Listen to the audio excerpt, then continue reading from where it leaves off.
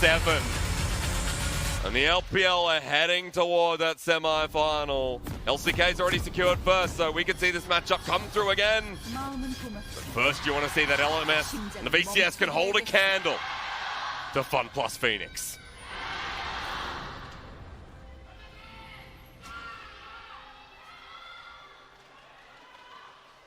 Ooh, I love myself some level 1s. Yeah, let's go. They're going to wrap around. They should be able to take Breeze, maybe force him to take his dash. So, Well, Tian's going to find him, yeah, does dash away, so it's not the worst start in the world. At least he gets out of first one. Tian just keeps on walking towards him, but that'll be it from FPX. yeah, that makes it easier for LWX and Chris to actually stay in lane. You would expect them to have more priority in starting in the lane, so they can get the shove on Breeze and K. So the whole expectation that we had initially of Breeze and K having a good row in the bottom lane early is immediately upset based off that level 1 alone. I just want to see where LWX and Chris start here. We'll be able to pick up this ward, walking away. Now it's back to the red buff after clearing it, so it's going to be a setup here for vertical jungling for FPX. All right, there we go. Remember, what we said about Ezreal Yuumi also exists for the Lucian Yuumi as well. Yuumi is one of the worst supports at being able to deal with vertical jungling, pressure on dive. She can't do too much to be able to protect her support in those situations, other than expending her summoners. In this case, doesn't have exhaust, has the heal and ignite. Yeah. So I want to see what Breeze and K can do under their circumstances. Great defense, too. Yeah, I love this because Kim Goon fakes as Tian. They think he's moved to the top side and will now eventually get into lane. Tian's gone unthwarted, and this is just the mind game. My God. That's just fun to see, man. Even if you believe that it really is Gimgoon, and I think that they know that Gimgoon was top lane, that you're just going to get harassed from it. You're going to take too much damage overall. That was smart to begin with, and Kongyue can't even take the red buff right from the Still level 1, onto the blue buff now, while Tian has cleared away part of the Raptors in red and is towards his own red buff now. Yeah, smart level 1 overall. LWX and Chris take control of the bottom lane that we referenced to. Tian can now go straight towards his own red buff and look for that triple buff immediately. So FPX are set up to succeed in the first 5 minutes alone. And after that red buff, where to next? Krug's available here for Tian. The map is open as he hits level 3 and top side in a good position, but going to be spotted out by a ward here, so Liang backs away. But Tian in the prime position to really get this game going early on. This is what we're looking towards. The chip that now Chris can also put. He's a range support. Makes it easier to get that first turret plating in. Oh my God, that's a call-out count on K. Has to heal and only just survives in the end. But LWX and Chris not even level 3. One of the lowest HP margins in the game. That's right. Have to deal with that. Uniboy might be forced to flash here. Tian walking into the mid lane, looking for the audacious charge. Uniboy walks out himself after clearing the wave. So Doomby can't follow up as well, and that's a small win, but still pushed out. A good example of why the Karma is so hated is that slow. That's an unbearable slow to deal with, of course, that Uniboy was able to push on towards Doomby. Yep. Still, a lot of pressure on towards Breeze here, consistently pushed underneath turret, and the most key point is whenever you see people pushing under turret, the idea is that, hey, maybe they can farm underneath it. They're just continuously, you can look at Crisp leading the lane, looking to harass them underneath. Kongyue is kind of expecting the Xin Zhao to be here for a potential dive, and so he just has to be here just in case. Try and find something onto LWX and Chris, but at the moment it's merely that shadow as Breeze still at half health. And the team was farming away during that, so this jungle is still just winning out wholehandedly. Yeah, and a lot of movement here. Right now, Breeze and K just need some sigh, or at least some breath of fresh air. Not going to be able to get that here, but it's one of those tough positions being in his AD carry because you need to pick up the waves constantly pushing under your turret. Yep. The only time you can get any breath of fresh air is when it's LWX and Chris choosing when to go back. So Kongyue trying to pick another wave then. He's looking towards the mid lane right now. Tian comes in just in time as Uniboy gets Doomby low, and there's good shadowing once again from Tian. So now that so much has happened on the map already, I want to refocus ourselves on towards the Keystones. That's going to be a Glacial Augment by Doomby. Yeah. Before we get into that. No, because we're going to fight immediately onto the mid. It's the jungle actually in Team who dies. Doomby can't teleport in time. First blood over to Mad Team. That was a big wall of minions that Uniboy had to flash over. Couldn't just run right past it, of course, but it's a long time. Oh, That's no. a flash here from Kongyu, still sticking around. The mid pressure we talked about is coming through from Mad Team, but Doomby able to turn this back around. Smite from Kongyu, not going to give him the health, but he's still away alive. So it's only that kill for Mad. Just a big burst of damage on top of Tien. Thought that he had the time to be able to stall for the teleport from Doom, but it wasn't the case. Now, speaking of time, Raz, I know you were mentioning before, and we didn't get a chance to because of the way the jungle started here. Whether we still get that at the moment is a question. Doomby's Glacial Augment, run me through. Yeah, now, Doomby is the type of person to always go towards, you know, utility on his champions, and a lot of times we talk about the Rise as an example, but in this case, being able to see the Glacial Augment. Yep. Now, it's going to be fun to be able to see what he itemizes. I'm expecting, like, Ghosties as an example. That's true. Just go for the slow to set up the rest of the team. He has great shield already, so it seems like he's going to be that like secondary support. Doesn't have the damage that you would expect from, let's say, an Airy. And our Glacial Augment mid laners as well. Remember, it's that Rabadon's third, which Orianna tends to go for anyway. So it gets back into the normal itemization that you'd expect from this mid laner. So we'll see what happens, because at this point, with the double amplifying tome already picked up there for Doomby in the mid lane, he's now hit level 6. Shockwave available, moves back into lane, and Uniboy has a shove so he can start roaming around a bit. But remember, Crisp is one of the most roaming supports in the LPL. Yeah, he roams quite a bit. So he's here in the mid lane too. Last time he ended up trying to roam, this was up against King's Zone, and he tried to make a play on top of Naemin's head. I mean, you saw Tucson counteract that. Yep.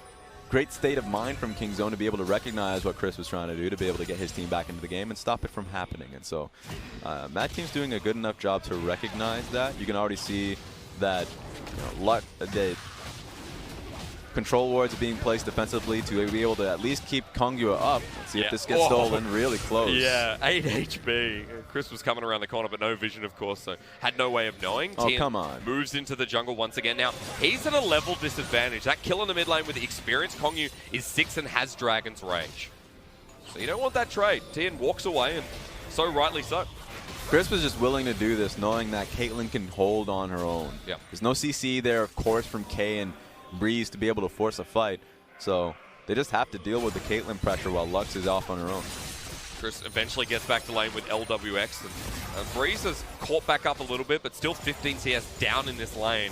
The Vampiric Scepter going to heal a little bit, but still the poke is going to be a lot to deal with here for Breeze, who now hits 6, pops the culling immediately. LWX moves away with the 90 caliber net, but K separates at a bad time. Audacious charge, 1, 2, and 3.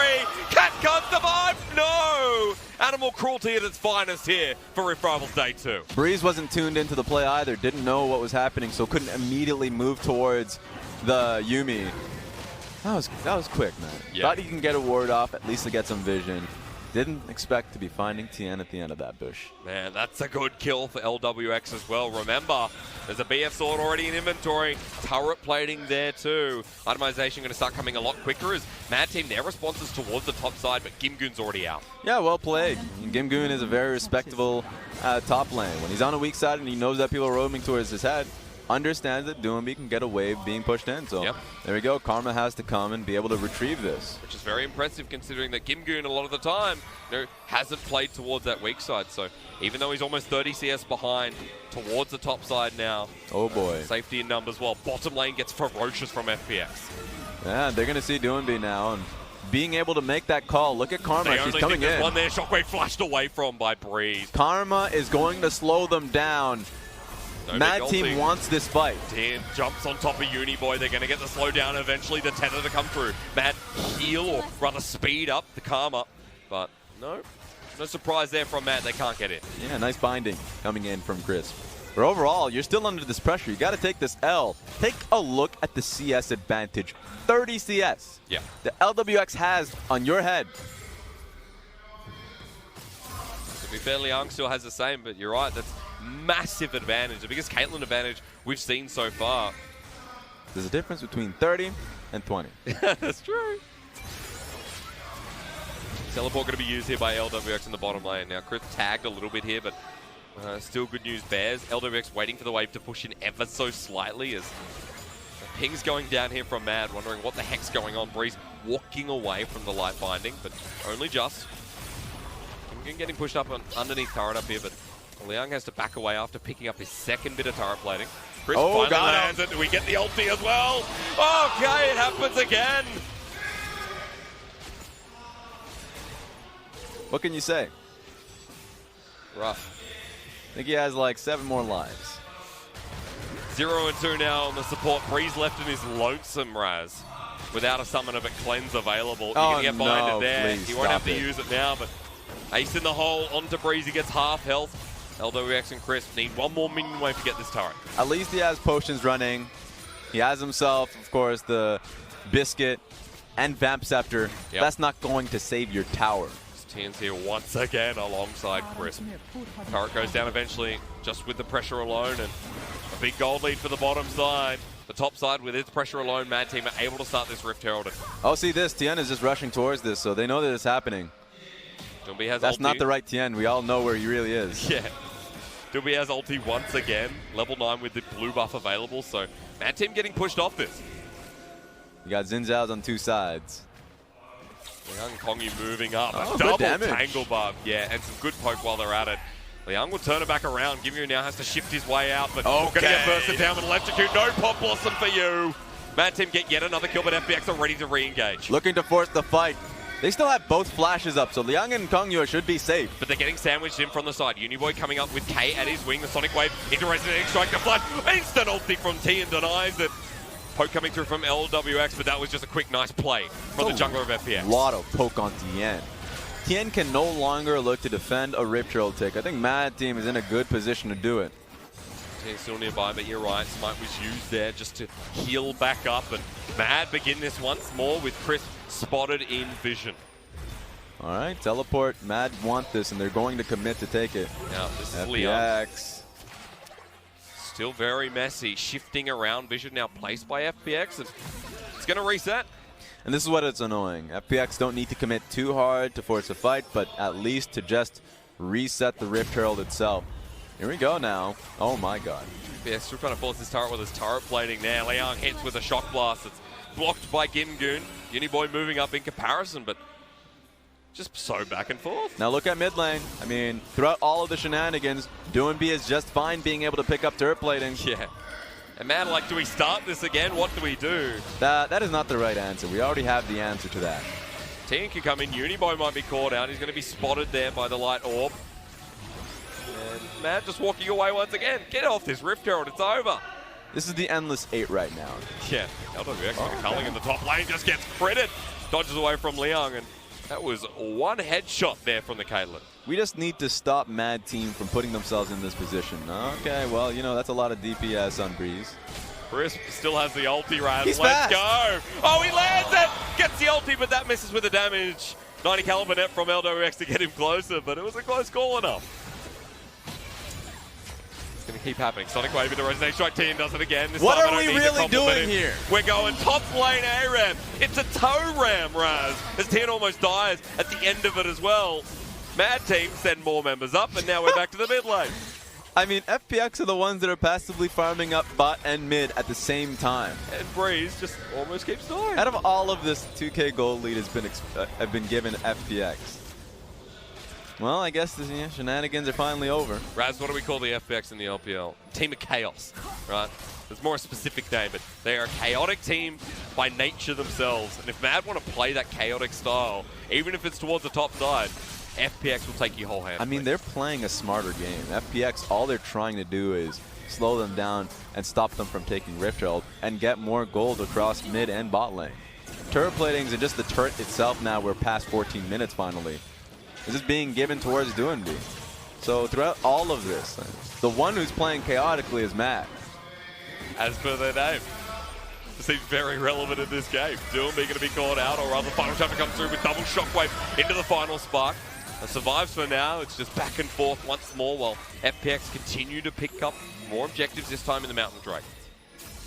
Interesting lane assignments here. Seems like that, Carmen picking up bot lane. The idea is to at least have Breeze get the first shove before he rotates back. They want to keep their dual lane here just for the Rift Herald. so they don't at least lose it to FPX randomly, but they would have to reposition the moment Mountain Dragon comes up because FPX has one of those already. Yeah. Doomby still farming away here in this mid lane too. Now, Glacial Augment we already talked about, but the pairing with that is the hose you see as the first item for the Orianna. And Fiendish Codex there too, so expecting the spooky shadows, twisted shadows, mystic shadows. Forgot what they're called, Raz.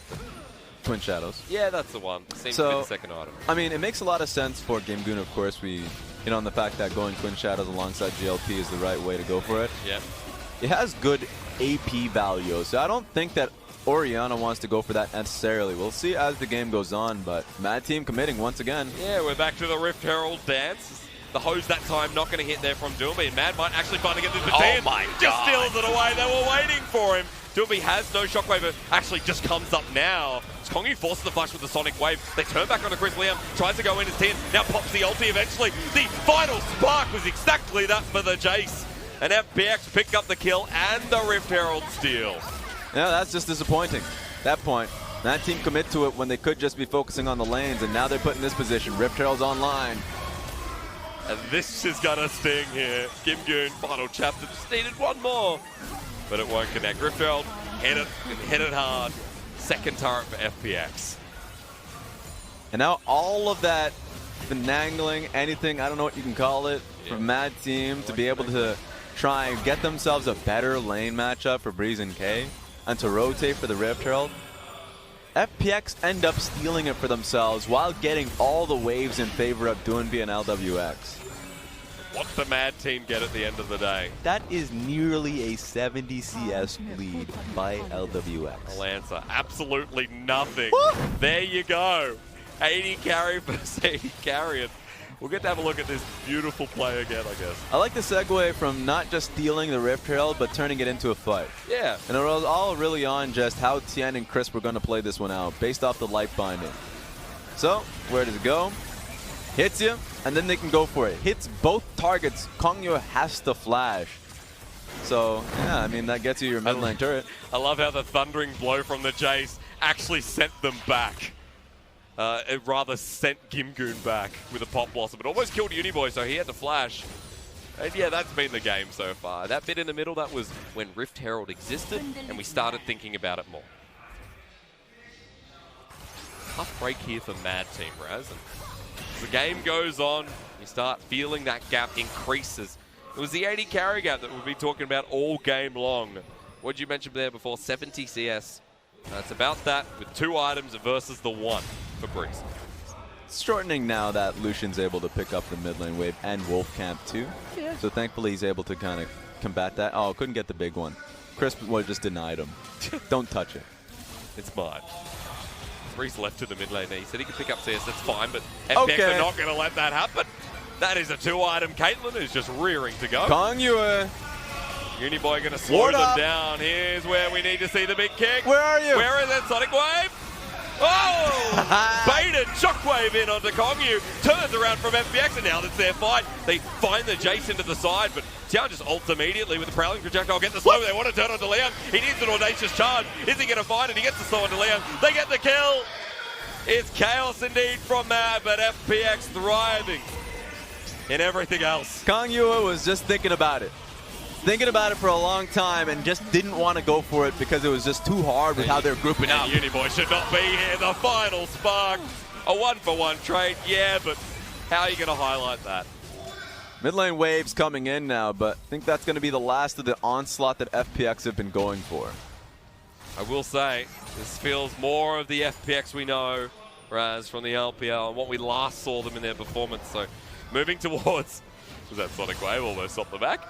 Moving towards the day 3 and day 4 of Rift Fire, it was good to see that FPX able to make confident plays like this off the back of that. He's trying to see, Kongyue is trying to bait a cooldown from FPX, but take a look at this. Yep. In the minimap, a flank was coming and Liang didn't know about it, so there's a reason why Tien went for this one, knowing that Gimgoon was going to be following up. They had the man power there, and Breeze didn't have mana underneath him. Yeah, it feels bad. You're going to lose a turret after all of that. We're going to watch Uniboy die with Tien.